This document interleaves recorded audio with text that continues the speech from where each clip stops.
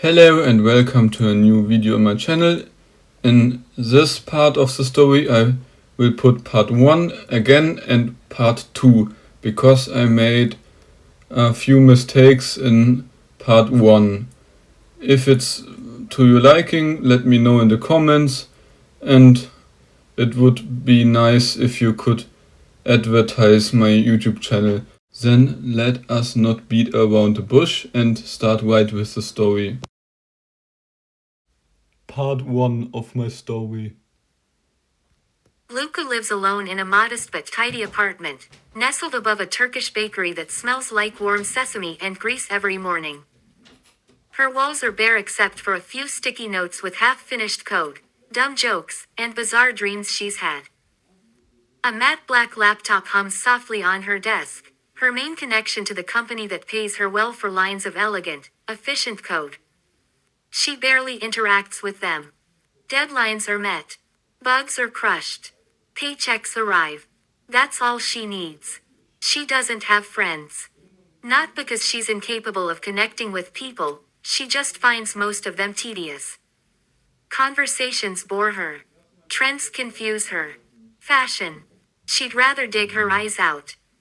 Her wardrobe consists of oversized hoodies, sports bras that get the job done, and loose pants she can squat in without discomfort. No underwear, why bother? She wears what feels good and smells fine. If it itches, it's trash. If it stretches, it stays. She eats healthy, drinks a ton of water, lifts heavy weights, and never misses her gym appointments. There's a kind of honesty in the pain of a barbell slamming against her traps. She burps loudly, farts unapologetically, doesn't pretend to be polite if it's not worth the effort. Luca has rules, her own, and the world has yet to give her a good enough reason to follow anyone else's. Her coworkers know little about her except that she responds fast, solves problems faster, and hates video calls. HR doesn't question her, she delivers results. Her name sits in anonymous company updates next to key breakthroughs in performance and back-end security. But beneath that brutal honesty, that wild free-thinking independence, there's something else. A secret. Not just the way she sometimes disappears without explanation. Not just the blank spots in her travel history. Luca can vanish, literally, without moving a muscle. She can jump. To anywhere on Earth. To other Earths. Other realities. Other versions of the world that no one else can see. And sometimes, in the silence between keystrokes and breaths, she dreams of those places. Not like memories. Like warnings. Like invitations. She doesn't know how her power works. She doesn't need to. It answers when she calls it. She doesn't tell anyone. No one would believe her. And even if they did, they'd try to control it.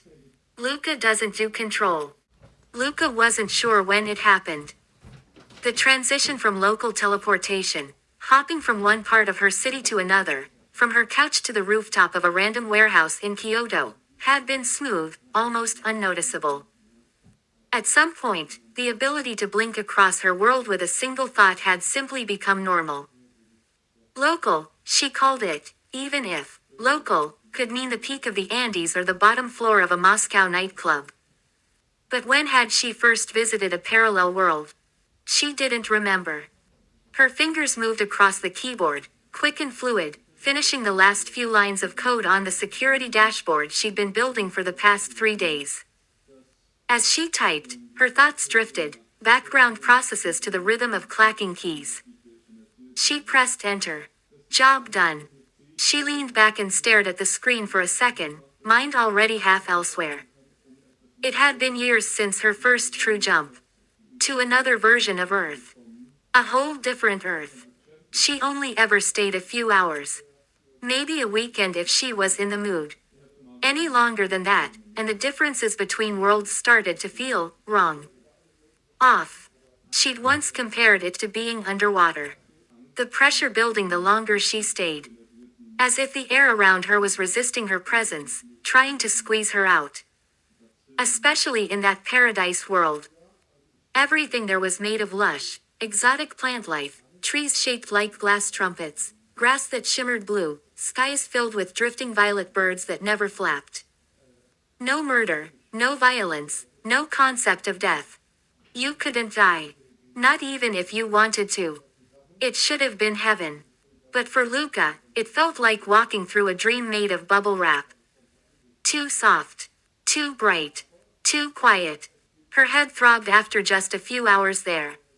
That constant, subtle pressure that made her feel like she was being crushed by something invisible. She didn't understand it. Maybe she wasn't meant to. The communist food world was better. Free food everywhere, no poverty, no one cared when she appeared out of nowhere in a cafeteria with a tray of curry and no ID. People just smiled, nodded, kept walking. That one was chill. Felt easy. Sometimes she went there just to stock up on imported snacks no one had heard of in her world. But her favorite, by far, was the dead one. No humans. Not a single one. Just abandoned cities, growing wild with green, wrapped in silence. The remnants of a zombie apocalypse, long since burned itself out. Even the undead had starved. That world was peaceful. And quiet. She liked the quiet. Luca stood, cracking her back as sunlight spilled in through her window and painted golden streaks across the floor. The smell of fresh bread and spiced meat rose from the bakery downstairs. It made her stomach grumble, but she ignored it for now. She walked to the mirror, catching a glimpse of her long, tangled brown hair. Ah, I should cut this. A pause. I will. Now. She didn't bother to think twice. Grabbing the dull pair of scissors from the drawer near the bathroom sink, she leaned over and began chopping into the wet strands, letting chunks fall into the porcelain bowl like soggy leaves. No technique. No plan. Just chopping. By the time she was done, her hair stood out in wild, uneven spikes, some longer than others, some curling weirdly at the ends. She smirked. Better, she muttered, running wet fingers through the mess. Faster. Lighter. She turned on the shower and stepped in, letting hot water rush over her skin, steam curling up around her face. Muscles relaxed. Soap foamed along her toned arms, her stomach, down her thighs. Her skin glistened in the warm stream, the chaotic haircut sticking to her temples as she leaned back and rinsed it all away. She didn't spend long in there. No rituals. No hesitation. Just clean and out. With a half-hearted towel rub across her arms and chest, she stepped barefoot onto her small balcony. The midday sun caught her freshly cut hair and made it shine like bronze threads. Her eyes scanned the street below, packed sidewalks, horns in the distance, birds flitting between wires. She didn't bother putting on a top. She dropped onto the sun lounge like a soldier into a foxhole, hidden behind the half wall of her balcony. Just enough to get sun, not enough for passers-by to see. Her bare chest rose and fell with each deep, satisfied breath. Let the sunlight warm her skin. Why should men get to enjoy the sun on their chests and not her? Breasts were a hassle, nothing more. An evolutionary prank. Luca closed her eyes and smiled. Let the world be ridiculous. She had her own rules. Luca lay stretched out on her sun chair, letting the golden warmth seep into her skin. Fingers, half idly, traced the firm lines of her abdomen, following the rhythm of her breathing. The city's heartbeat pulsed faintly below her, muffled by the height of her balcony. Up here, it was easier to forget how bizarre everything really was. Her thoughts drifted, unanchored. Capitalism was strange. Why did people behave like this? She had seen other realities, ones where resources were shared, where greed had no place, where no one asked questions when she materialized out of nowhere and ordered a 5-course meal without paying. And yet here, in her so-called home world, people hoarded things.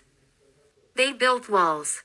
They put price tags on health, on food, on life itself. People scrambled for more. Always more. And for what? She sighed through her nose and squinted at the sunlight. The second reality she often visited flashed through her mind.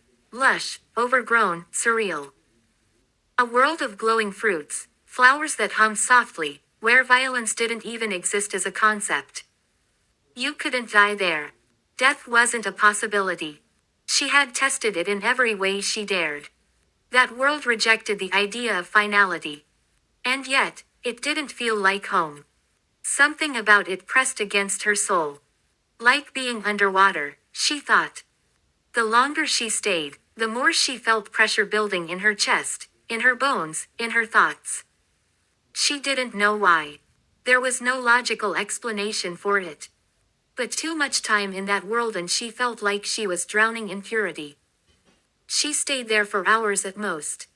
Her favorite, maybe, was the post-zombie apocalypse reality. Everyone was gone. First the humans, then the zombies, starved from the lack of prey. Empty cities, silent roads, nature reclaiming everything. Beautiful in a tragic, abandoned way. She liked walking through the ruins, imagining the stories that had played out before the silence. A voice pulled her halfway back to reality. Whoa, probably a neighbor.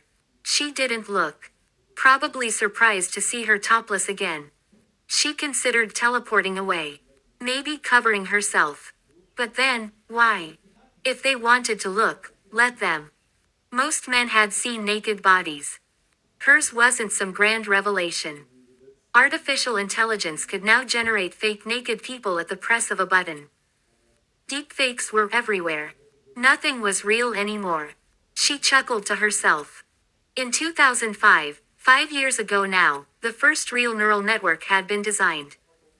Then came Eliza, the bot that mimicked a psychologist. Barely a year later, ChatGPT arrived and revolutionized everything. Now, in 2010, there were AI NPCs in games, full AI generated movies, realistic image generators. The lines between what was real and what was created were vanishing fast. She leaned her head back, closed her eyes. Her skin still tingled from the sun. She hadn't meant to fall asleep. But she did. Somewhere between thought and dream, something clicked inside her. She felt her body slip away, like a robe shrugged from the shoulders. No weight. No touch. She was consciousness alone, drifting. From this disembodied state, she saw everything. The man still watching her. The little smirk on his lips. She noticed the phone in his hand. He'd taken a photo. She could wake up and press charges. But why bother? If he didn't touch her, she didn't care. Still, caution had taught her well. With a subtle thought, she programmed her ability. If anyone at all, laid a hand on her sleeping body, her power would instantly teleport her over the North Pacific Ocean. The shock of teleportation always woke her. A safety net. Now freed, she let herself drift. She moved. Slowly at first. Then faster. Speed building exponentially. Stars and galaxies blurred past, then vanished as her velocity surpassed light. Within 30 seconds, there was nothing around her. No stars, no space. She had become speed. Pure, infinite velocity. She shattered the barrier of the known universe like breaking through a glass wall, though when she looked back, it had already healed. She was in a white, endless void. A realm of floating bubbles. Infinite, translucent spheres suspended in eternity. Each one, familiar. Each one resonated with something deep within her. Worlds. Realities. But none of them were her. She felt it. Knew it instinctively. Every person in existence had alternate selves in other realities. Diverging choices, parallel versions. But not her. She had no variants. No other timelines. No alternate paths. Just her. She was singular. A one-of-a-kind existence. A cosmic anomaly. And she had no idea why. For Luca drifted through infinity, unbothered by the absence of ground beneath her or the concept of losing her body to the void. The fear that would grip a normal soul, being dissolved, scattered, forgotten, had no place in her mind. She was not afraid. Not even a little. Endless white expanse stretched on in all directions, unmeasurable and silent, yet she moved as though gravity had purpose and destination still existed. In the far distance, she saw them again. The winged silhouettes. Familiar somehow, though she couldn't say why. Their forms shimmered like distant heat mirages, refracting light where there was none. Luca lifted her hand and gave a small, lazy wave, as if greeting neighbors across a void-shaped street. They didn't wave back. Instead, their massive heads turned slowly. Their glowing eyes, if they were eyes, burned like galaxies compressed into tight stars. They looked at her, through her, and yet, beyond her. Then, without sound or emotion, they turned away. Disinterest. Contempt. She couldn't tell. She felt neither warmth nor malice from them, only an eerie neutrality, as if she were a dust particle noticed but not considered worth swatting. They were humanoid, yes, bipedal, 2 arms, and wings so large they could wrap around a continent. But that's where the familiarity ended. Their bodies warped reality around them, their forms slipping through shapes as if identity were optional. Luca stared for a few more moments, then exhaled and shrugged. "What are you?" she murmured. "What am I to you?" No answer came. And after another moment of floating silence, Luca just scoffed gently. "Fine. You ignore me, I ignore you. Works both ways." She turned from them, spinning slowly in the vast nothing, and began to search. She had no destination, but she had a sense for worlds. Her mind opened, and the mental image of the catalog returned, a book so vast it could only be imagined, each page representing an entire reality. She flipped through it, literally, in her mind's eye, page after page, world after world. Page 1,832,004,301. A world where strawberries grew everywhere. On trees, walls, clouds. Cute, she thought, but boring. Page 1,832,004,472. A dark, choked planet ruled by the iron grip of a Nazi regime that had won World War II. Creepy. Next. Page 1,832,004,509. A utopia. No wars. No Nazis. No major conflicts at all. Humanity evolved in peace. Somehow even creepier. No way that's real, she muttered. Page 1,832,004,580. Dinosaurs never went extinct.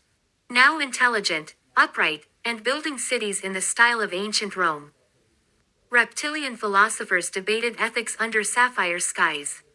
Okay, cool, still, not what I need.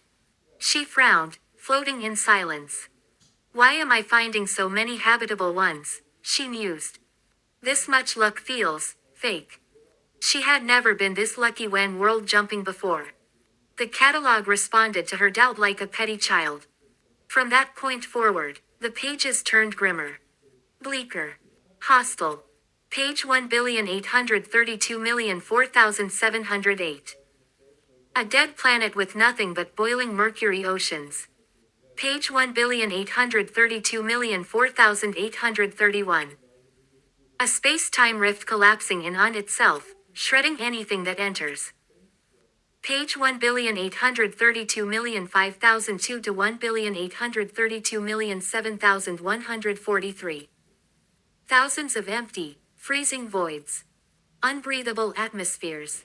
No light. No life. No hope. Luca groaned. Okay, I get it. You're mad. She crossed her arms, floating through nothing and everything, the infinite pages still flipping in her mind like a taunting windstorm. This is what I get for asking questions. The void didn't respond. And so she kept drifting, looking for a new world, one that would let her in. Luca gave up. She floated in the endless void of the multiverse a few seconds longer, then groaned in frustration. Useless, she muttered, letting the infinite pages of her mental catalog slam shut with a mental thud. She was tired of flipping through lifeless planets and unlivable realities. It wasn't that she was desperate for excitement, she just wasn't keen on landing in a world where she'd instantly vaporize, suffocate, or be crushed into goo. Reasonable standards, really.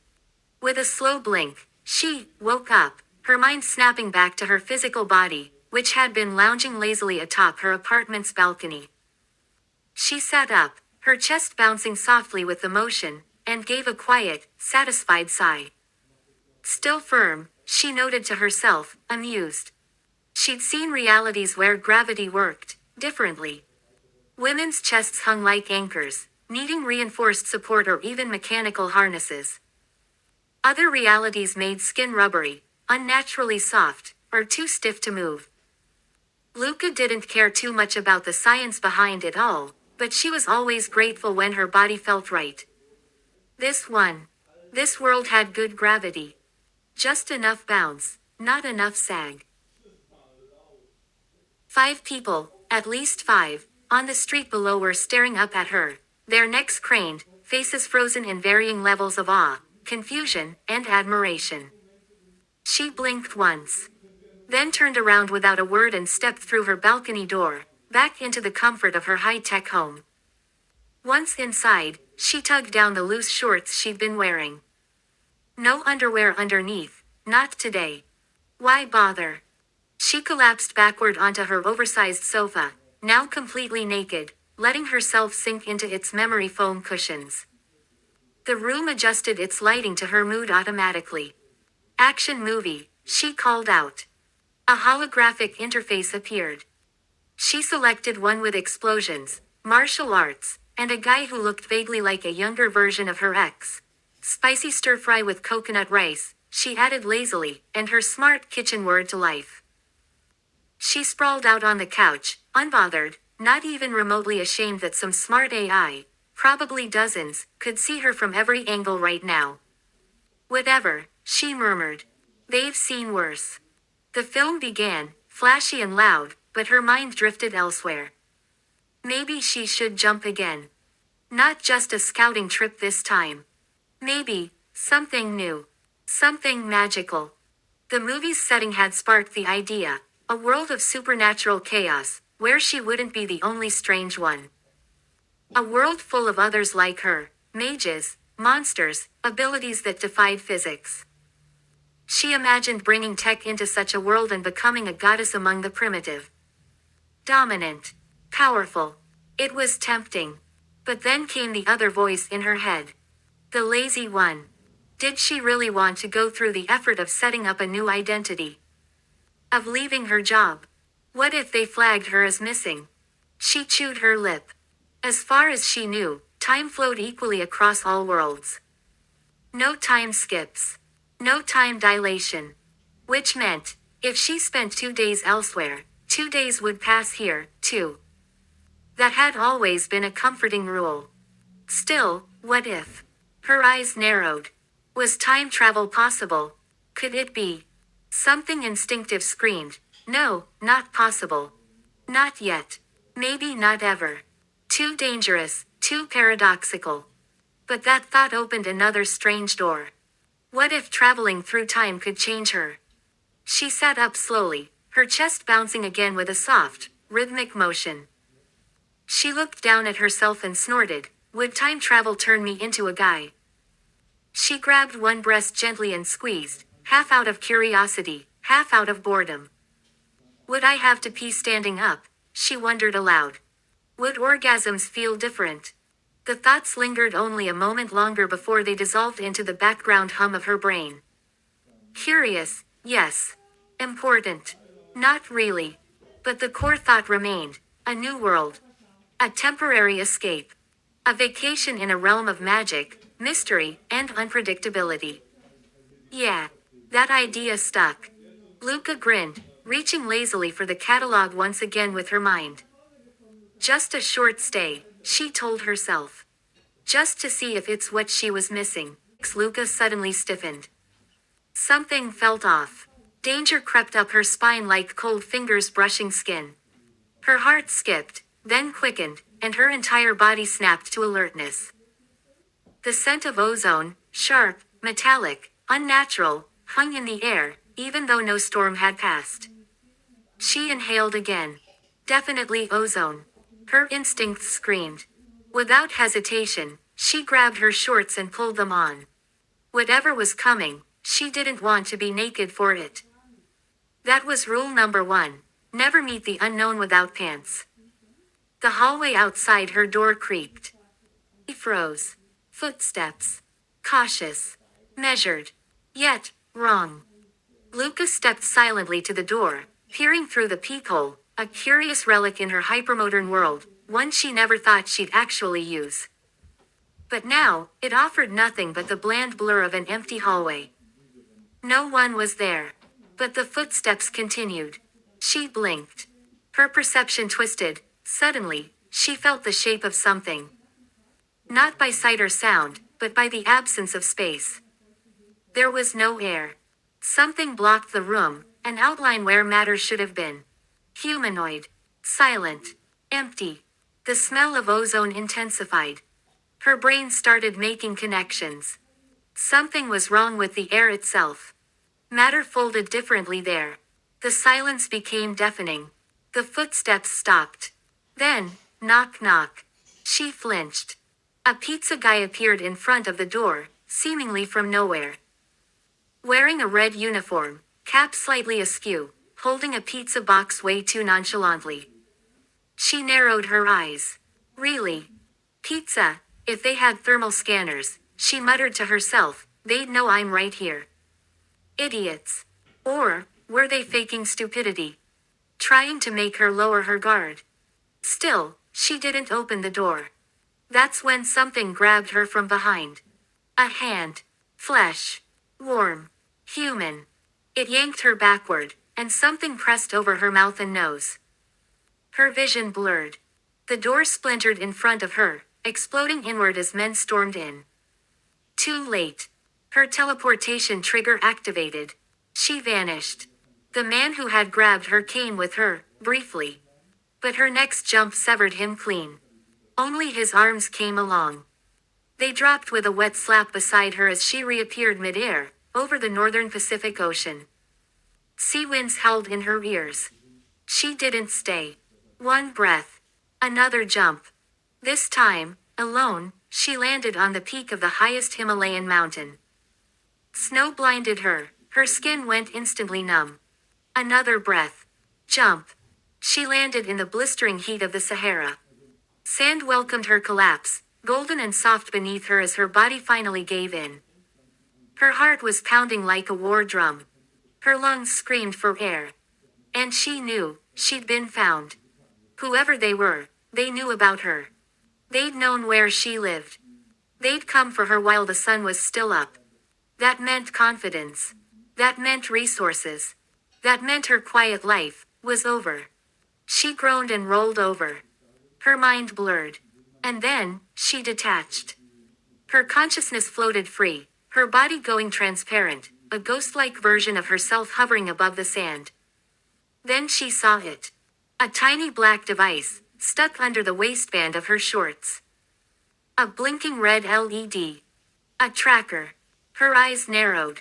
How long had it been there? Who the hell were these people? She dropped back into her body with a thud of clarity. Her limbs trembled, but she reached down, grabbed the tracker, and ripped it free. Fury burned inside her chest like a wildfire. They had tried to take her. Tried to cage her.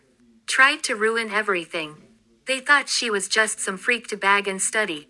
Some experiment to dissect. She stood, sand clinging to her sweaty skin. They picked the wrong girl. She wasn't just going to run. She was going to find out who they were, what they wanted, and burn it all to the ground.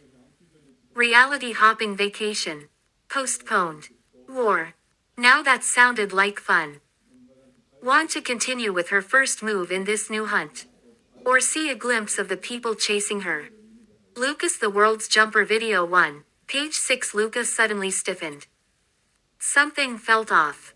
Danger crept up her spine like cold fingers brushing skin. Her heart skipped, then quickened, and her entire body snapped to alertness.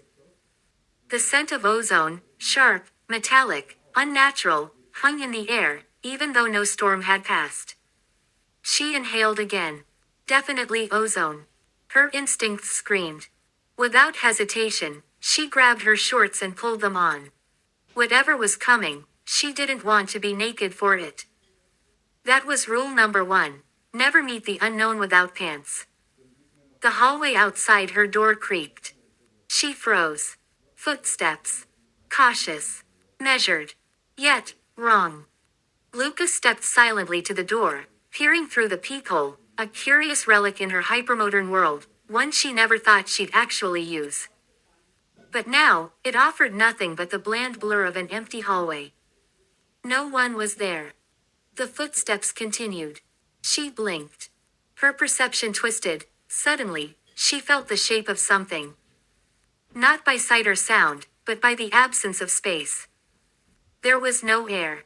Something blocked the room, an outline where matter should have been. Humanoid. Silent. Empty. The smell of ozone intensified. Her brain started making connections. Something was wrong with the air itself. Matter folded differently there. The silence became deafening. The footsteps stopped. Then, knock knock. She flinched. A pizza guy appeared in front of the door, seemingly from nowhere. Wearing a red uniform, cap slightly askew, holding a pizza box way too nonchalantly. She narrowed her eyes. Really? Pizza? If they had thermal scanners, she muttered to herself, they'd know I'm right here. Idiots. Or, were they faking stupidity? Trying to make her lower her guard. Still, she didn't open the door. That's when something grabbed her from behind. A hand. Flesh. Warm. Human. It yanked her backward, and something pressed over her mouth and nose. Her vision blurred. The door splintered in front of her, exploding inward as men stormed in. Too late. Her teleportation trigger activated. She vanished. The man who had grabbed her came with her, briefly. But her next jump severed him clean. Only his arms came along. They dropped with a wet slap beside her as she reappeared midair, over the northern Pacific Ocean. Sea winds howled in her ears. She didn't stay. One breath. Another jump. This time, alone, she landed on the peak of the highest Himalayan mountain. Snow blinded her, her skin went instantly numb. Another breath. Jump. She landed in the blistering heat of the Sahara. Sand welcomed her collapse, golden and soft beneath her as her body finally gave in. Her heart was pounding like a war drum. Her lungs screamed for air. And she knew, she'd been found. Whoever they were, they knew about her. They'd known where she lived. They'd come for her while the sun was still up. That meant confidence. That meant resources. That meant her quiet life was over. She groaned and rolled over. Her mind blurred. And then, she detached. Her consciousness floated free, her body going transparent, a ghost-like version of herself hovering above the sand. Then she saw it. A tiny black device, stuck under the waistband of her shorts. A blinking red LED. A tracker. Her eyes narrowed. How long had it been there? Who the hell were these people? She dropped back into her body with a thud of clarity. Her limbs trembled, but she reached down, grabbed the tracker, and ripped it free. Fury burned inside her chest like a wildfire. They had tried to take her. Tried to cage her. Tried to ruin everything. They thought she was just some freak to bag and study. Some experiment to dissect. She stood, sand clinging to her sweaty skin. They picked the wrong girl. And now the next part, part 2. I hope you really like my narration style, my style how I tell the story. And then let's start with the next part of the story.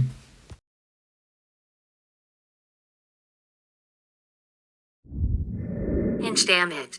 What am I supposed to do now? They found me. And they did it in broad daylight. That means they were confident, too confident, they could catch me. Luca's thoughts race as she rises from the sand, her bare feet sinking slightly into the sun-scorched desert. A dry wind brushes against her skin, but her mind is elsewhere, on danger, on survival. This moment marks a shift. A realization that she can no longer afford to be reckless. She has to be careful now. She has to prepare. She can't stay in one place any longer. It's time to stop holding back. Whatever she did in the past, whether stealing something valuable or simply being in the wrong place at the wrong time, someone noticed. Someone is after her. And she doesn't know how many tracking devices might still be stuck to her pants. Without hesitation, she strips them off and leaves them behind in the desert. With a single thought, she vanishes. A moment later, reality warps like rippling glass. A sound like a balloon popping splits the air in a quiet, sunlit valley high in the Alps. And then, she appears. A breathtaking woman stands naked in the grass, her hair flashing snow-white for just a moment before fading into its usual color. She's striking, strong abs, full breasts, confident posture, utterly unashamed. There's a masculine swagger to her movements as she strides with ease toward an old building that stands alone in the valley, untouched by time. She hasn't seen this place in years. But the memories hit her like it was yesterday. There, under the moss, still lies the grave of the woman who raised her. Maybe her mother. Maybe not. But definitely someone who mattered. I'm home, Luca thinks as she pushes open the door. The lock isn't rusted. It's simply open. As if the old woman had left it that way, still waiting for her return. But no one's been here in years. The silence is deep, respectful. Luca knows the clothes left here won't fit. Not that she plans to wear them anyway. She scans her body for any lingering trackers, then finds a pair of scissors and some fabric scraps. She sits down at the creaky old table, the wood groaning under her weight, and her mind begins to wander. Her thoughts drift to her ability, her world-jumping power. She hasn't used it much. And she has no idea where to go next. It's not that she can't see the other worlds. It's more that, they're weird. And there are just so many of them. If I wasn't born in this world, she muses while stitching, and my power has always been there, then that means I could have traveled through realities even as a child. There's no way to know how many worlds I've seen. I only remember struggling to control it when I was younger. But, if I was born here, then maybe the ability only recently reached the level where I can hop through the multiverse. Still naked, she suddenly feels odd being here like this, home, yet exposed. She takes a cord and a cloth and fashions a loincloth. She wraps a white cloth around her chest. Dust tickles her nose as she works on sewing pants. So, what do I actually know for sure about my abilities, and where the hell do I come from? Not that it matters much. Her fingers move faster as her brain kicks into analysis mode. I'm 22. I can teleport to any place I've ever visited, just by thinking about it. My power seems to automatically compensate for planetary movement and rotation, because I don't die. I don't end up in space. I don't get turned into red paste on the floor. There's no exhaustion, no cooldown. I can teleport as many times as I want. Her stomach growls. I've been world jumping for a few years now, but most of the worlds I land in feel wrong. Like they're rejecting me. Except this one. This one doesn't push back. I don't know if it's the central world of the multiverse or something else. But I do know that meditating helps. My power only lets me jump worlds when I'm not fully conscious. So, basically, not while I'm up and walking around. Whatever the reason, I can't stay here. Not for long. But where will I go next, and what happens if I stay too long in a world that's trying to spit me out? The pants are done. It's not like she's shy about being naked. Honestly, she barely cares. Sometimes she even likes the reaction it gets. But in a world where AI surveillance is everywhere, walking around half naked is a fast way to get noticed. Sure, after an hour no one would know if what they saw was real or deepfake. But still. Screw it. I'm not sewing a damn t-shirt. I'll just grab one of the old sweaters. If someone stares at my boobs, they'll be too scared to say anything anyway. Luca throws on a thick sweater and heads upstairs into what used to be her mother's room. Once a year, she comes back and cleans the whole house. keeping it in memory of the woman who raised her. So what now? She thinks, pulling a hoodie over her head. Then an idea sparks. I'll build a base, a stash for everything I might need. I'll train. Every power in existence can be improved, and that includes mine. With that, Luca sits on the wooden floor and begins to meditate. The world is vast. The multiverse is infinite. And she's just getting started. And Luca could feel it, infinity itself, the whole of creation. Infinity was so goddamn big that it's hard to imagine.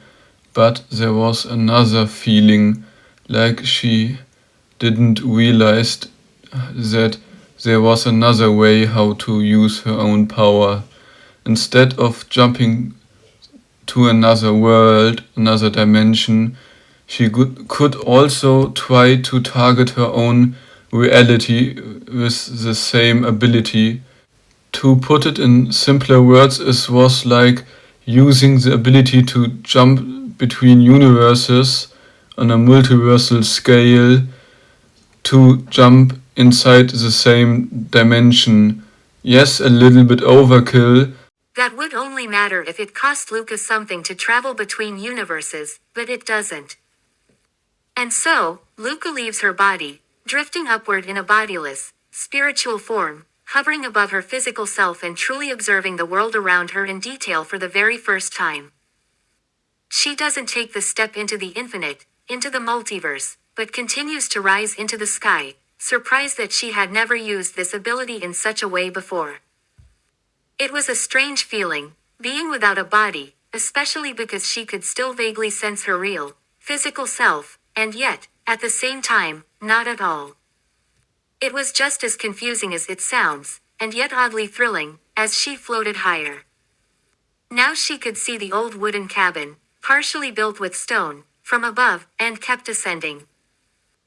It was in this moment, as she began to fly and test the limits of this ability, that she realized there was really only one limitation. She could do no more than she could in her dreams, where she could soar endlessly far and endlessly fast. However, her speed of thought had not increased along with her flight. It was a very strange sensation for her, to fly through the world without restrictions, without the limitations of physics, and yet still confined by the fact that she wasn't real in that moment. The best way to describe it was that her body remained real, meditating inside her mother's cabin, while her spirit wandered freely through the world. Logically, that meant her spirit couldn't interact with the physical world in any way. And of course, it immediately became obvious that this was a powerful ability, one that could easily be used for espionage. The thought alone made Luca chuckle. She naturally also recognized the flaws in this application of her universe-traveling power. Her real body was still lying untouched at home. If anyone who had discovered her were to find it now, it would be over for her rather quickly. But then Luca realized she wasn't truly limited. Even if her body were to be kidnapped right now, she could probably still escape into another world. This, of course, led her back to the question of what would happen if she tried to bring a living being into another reality. It likely wouldn't end well for that person. The only real danger to her body would be if someone tried to kill her while she was in the middle of shifting between worlds. Naturally, there was the option to program a teleportation in advance. But she couldn't think of everything, and she could only set one condition at a time. It would have been amazing if she could stack multiple conditions onto a single teleportation command, but somehow, it just didn't work that way. And so, Luca quickly found herself growing bored of this aimless flying.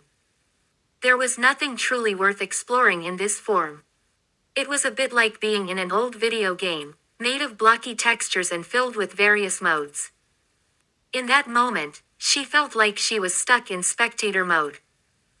Luca smiled faintly in her spiritual form as she gave a mental tug on the emergency cord, and with that, she snapped back into her body.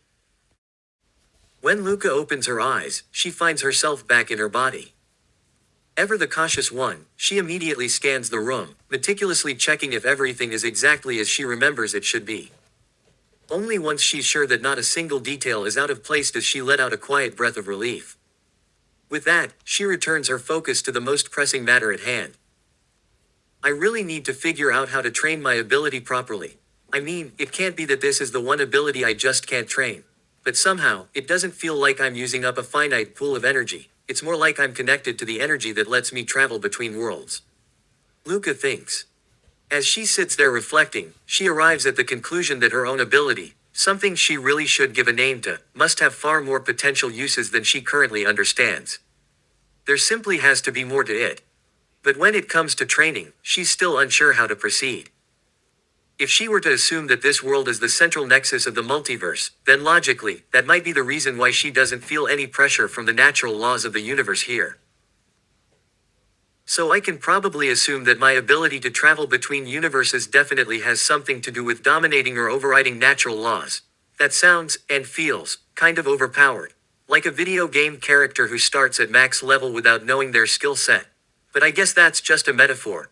Anyway, what I can say for sure is that overusing my ability just makes me mentally exhausted. As if it's taxing to manipulate that kind of energy on a mental level. So either the energy I use for teleporting, universe jumping, and twisting natural laws is literally infinite, or the regeneration rate is practically limitless. Luca now thinks more quietly, the initial sense of awe fading as her thoughts grow deeper and more introspective. As Luca keeps reflecting on which theory of the multiverse might match her experiences, and especially how it connects to her own ability, another thought surfaces: there might have been a time when she actually felt some kind of pressure from this reality's natural laws. But that would only make sense if she didn't originate from this world. If, however, she was born here, then the lack of pressure she feels now might just be because this reality is naturally aligned with her existence. But then again, if she truly was from here, shouldn't she know it? The idea that she can't say for sure which world she really came from unsettles her. The thought that she might have never arrived from anywhere, or was never truly born, in a traditional sense, is even worse. And yet, she's aware that even the beings that govern the multiverse must have originated somewhere. Man, this is complicated. It could honestly be all of it. Luca thinks with a mental sigh. As this confusion clouds her mind, her thoughts wander back to the men in exosuit armor, armed with modern weapons, who broke into her downtown apartment. That memory brings clarity. In her current state, she has only two real options. Either she fights a war she's vastly unprepared for, risking injury or worse, or she escapes into another reality. A place where she could test what happens when she actively resists the pressure of that world's natural laws. Maybe, just maybe, she could even dominate them. It's not a pleasant decision, but it's a clear one. Stay and be hunted by unknown enemies, or leave, and gamble with the unknown rules of a new world. Just as Luca prepares to meditate again and initiate her reality jump, she realizes something both absurd and critical. She doesn't have any provisions with her. And, more importantly, she has no idea whether she can even bring supplies into another world with her. It simply never occurred to her. Up until now, she'd only used her ability as a temporary escape, an interdimensional breather, and in most of those worlds, food or what counted as food had been free. Especially in that one communist reality. That place, it had always felt like a fallback option. Maybe she could retreat there again, for now. Then again, Luca isn't so sure the people in that reality would be as welcoming now. Maybe they never noticed her traveling in and out of their world. Or maybe they noticed, and just didn't care. She can't tell. As these doubts swirl, she feels the uncertainty growing. The communist world might not be significant in the grand scheme, but it could become a refuge. At the very least, if she can't figure out a better way to secure food, it's a place to survive. As Luca keeps thinking, a deeper realization surfaces. Perhaps the reason she's so tense, so restless lately, is because she's craving a kind of power that goes beyond her teleportation ability. She doesn't just want to escape anymore, she wants to stop being pushed around. And maybe that is the key, true agency through power. But if that's the case, then she needs to know, what are the limits of her ability to travel between universes? Okay. If I really think about it, she muses, then one option is to just test it. I mean, I've still got time today. I could jump a few more times before I sleep. Yeah, why not just try it? But for that, I'd need something alive. Something to take with me. A bottle maybe, or an animal. Anything really. So far, I can assume my clothes always come with me. They've always made the jump. I mean, I think they did. It might have been a little different before. Who even remembers that stuff? No idea. And with that half-formed plan, Luca acts. A few minutes later, she steals a small white lab mouse from a nearby facility. She teleports back to her apartment with a blink of thought, the mouse now nestled in a small cage on her lap. She sits cross-legged, breathing deeply, focusing on the cage and the mouse. The destination is already clear in her mind. As always, it's less like casting a spell and more like her ability instinctively knows what she wants. It's attuned to her will. That pale, glowing energy begins flowing through her veins, into the cage, into the mouse. Her mind begins to fade into that strange not quite sleep, not quite consciousness state. Once she's deep enough into it, her ability activates. And this time, it's different. This time, both she and the mouse feel it. Like falling into the most surreal drug trip imaginable, or the peak of a hallucinatory fever dream. Reality itself bends and warps. A crystalline chime echoes around them, as if glass were singing. Then something new happens. Luca's perspective splits. She sees, feels, and is both her physical self and something else, a higher, spiritual version of herself. A divine observer, peering down from far above the multiverse. From up there, she sees the white void, the eternity between worlds, and the winged figures, distant and indistinct, gliding silently through it. The multiverse is a sea of shimmering soap bubbles, each one a universe where galaxies dance inside. That much is familiar. But this time, something new catches her attention. There's foam. Not just isolated bubbles, but frothy collections of smaller, finer ones. She never noticed it before. Maybe her power evolved. Maybe her awareness deepened. But now that she sees it, a question gnaws at her. What is the foam? If the larger bubbles are universes, then what the hell is that? She barely has time to consider before her physical body slams into the boundary of her target universe. The impact rips her dual consciousness back into one. Her perspective collapses violently into her body. Then, shatter. The bubble's membrane breaks like fragile glass. She falls through it. And just as instantly as it broke, the rift snaps shut behind her. All that's left are thin, glowing lines in the air, like cracks in invisible glass. They flicker with brief, eerie joy, before fading. Luca gasps. Her breath comes heavy and ragged. Sweat beads on her forehead.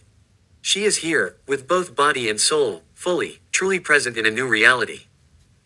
And already, she can feel the pressure of this world's natural laws, rolling in like a thunderstorm, like something waiting to enforce itself on her. But for now, for a few precious seconds, there's still time. Time to breathe. After a few seconds of calm, the weight of reality crashes down on Luca like a merciless tidal wave. The world around her blurs, distorts, bends. Something is trying to reject her. She can feel it. It's as if the universe itself recognizes her for what she truly is. A foreign body. A cosmic trespasser. The sensation is eerie and primal, like an immune system identifying an invader. Not just rejecting her presence but trying to push her out, eject her like a splinter lodged too deep. The laws of this reality don't want her here. They sense she doesn't belong. But this time, Luca doesn't fold. This time, she fights back. She's never tried to resist the rules of a world before. Not like this. She's always let them push her around, let them define how long she could stay, how much she could do. But now her will ignites. And her power roars to life. The white flame of her ability surges outward, searing, pure, and unyielding. It coils around her like a living force, burning not destructively, but resolutely. This isn't a passive defense. It's a war of wills. And this world's laws are losing. She grits her teeth. Her eyes blaze with defiance. Her snow-white hair lifts in a wind that doesn't exist. You will obey me, stupid reality.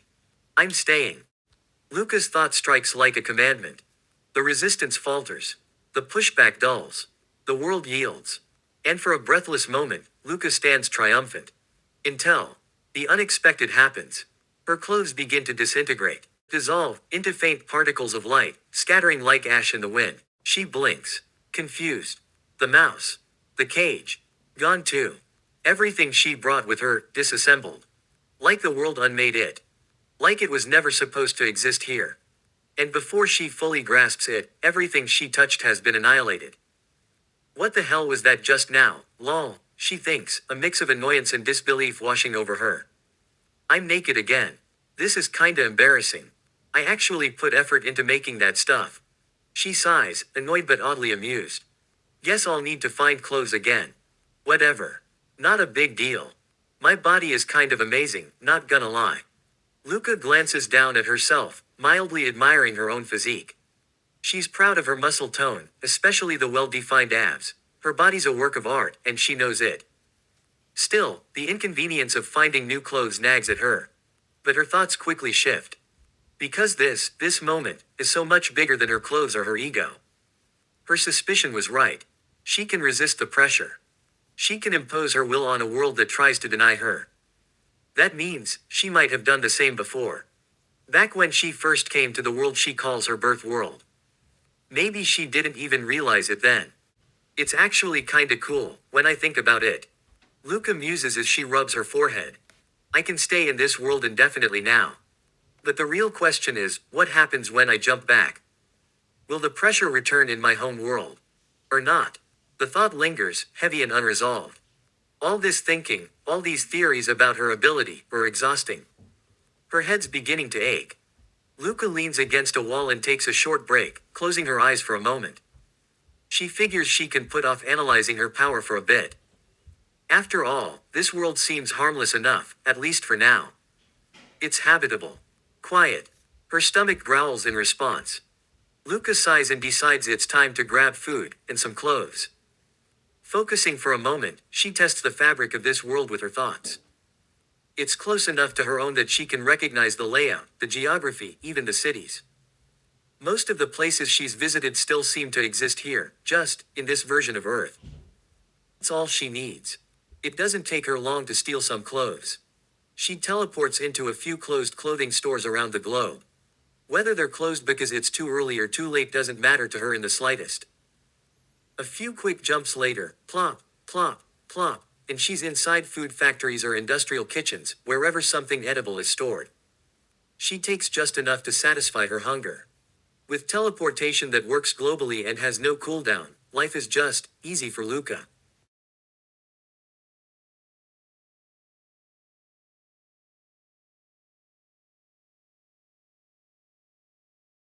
And that was it for today. I hope you really liked it. If you want to hear the next part of my story, then leave a like and abo da, and don't forget to recommend my YouTube channel to your friends. If you now want to go to the playlist, you can click on the right side on the screen. There's a link. On the left side of the screen you see now the link to the newest video I uploaded, and I hope we see us in the next video. Until then, goodbye and take care.